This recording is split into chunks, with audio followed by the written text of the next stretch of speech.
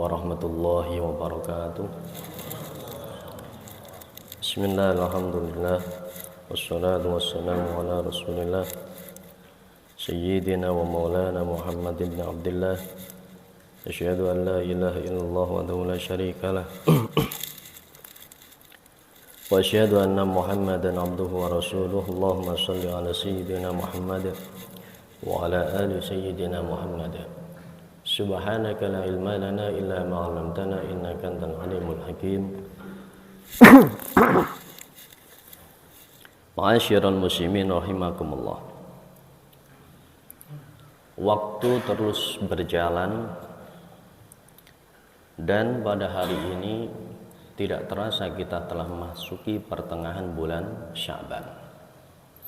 Dan nanti malam adalah malam nisfu Sya'ban.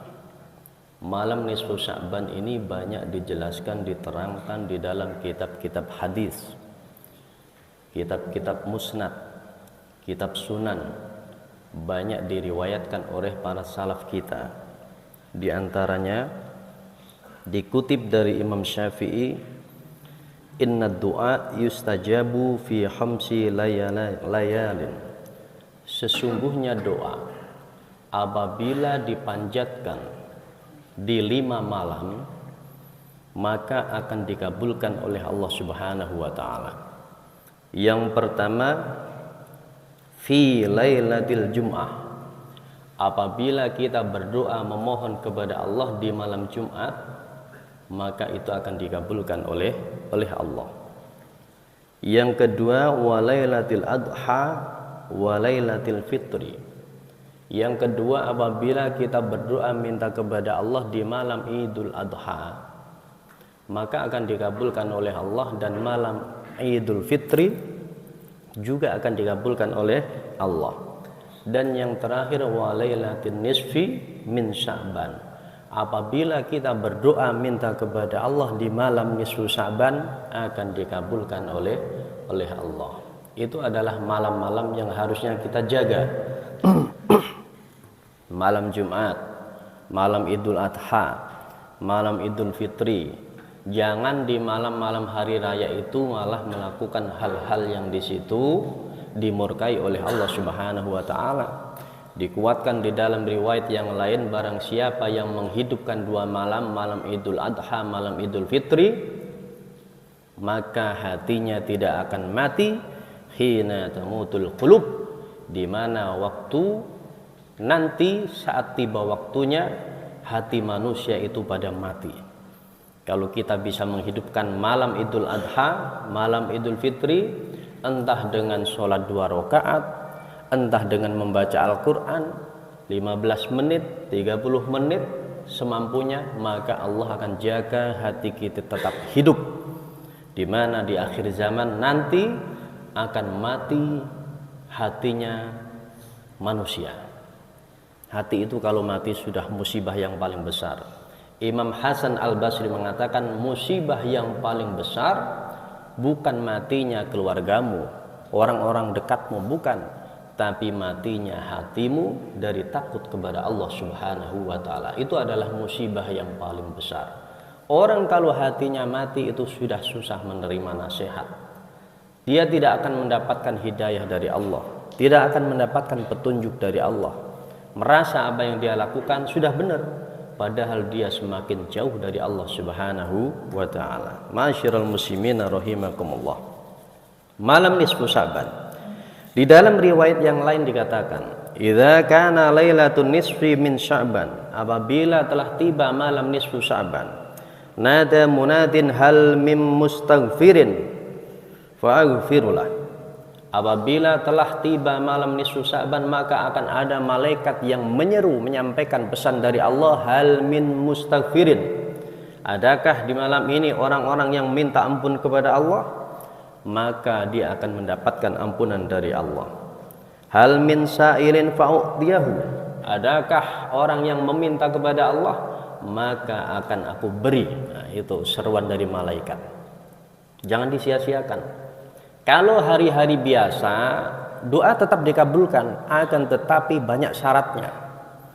Disebutkan para ulama untuk syarat dikabulkannya doa itu sangat banyak sekali, pernah saya bahas di masjid ini.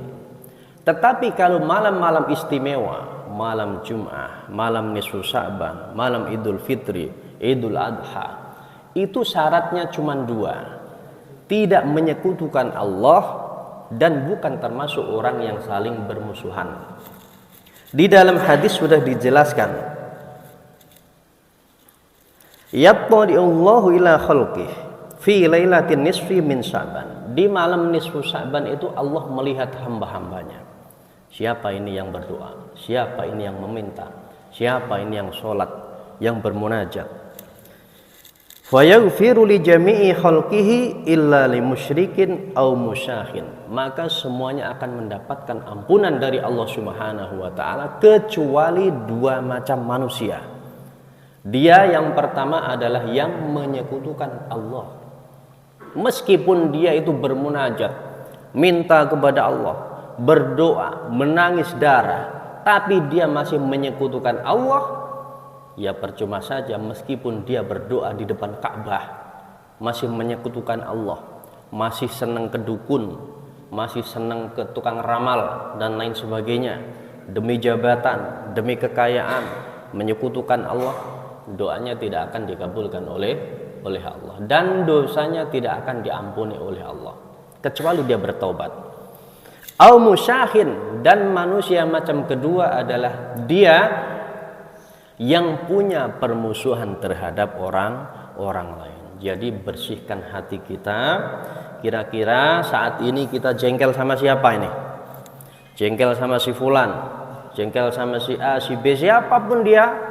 Bersihkan hati kita, sampaikan kepada Allah, ya Rabb, saya sudah memaafkan si fulan, saya sudah memaafkan si A, si B, si B. Semuanya sampaikan kepada Allah, baru kita minta berdoa kepada Allah, itu akan dikabulkan oleh Allah. Tapi selama masih ada kebencian di dalam hati kita, rasa permusuhan terhadap orang lain, meskipun kita doa di waktu yang mustajab, di tempat yang mustajab, itu percuma, tidak akan didengar oleh Allah Subhanahu wa taala. Kemudian di waktu-waktu yang terbaik, tempat-tempat yang terbaik, kita meminta kepada Allah, mengibadah kepada Allah, berdoa kepada Allah. Yang pertama, jangan dilupakan, pertama yang kita minta adalah ampunan dari Allah. Sebelum hajat-hajat yang lain, sebelum minta rizki, sebelum minta kesehatan, sebelum minta anak yang soleh, pertama pintu pembukanya adalah minta ampun kepada Allah.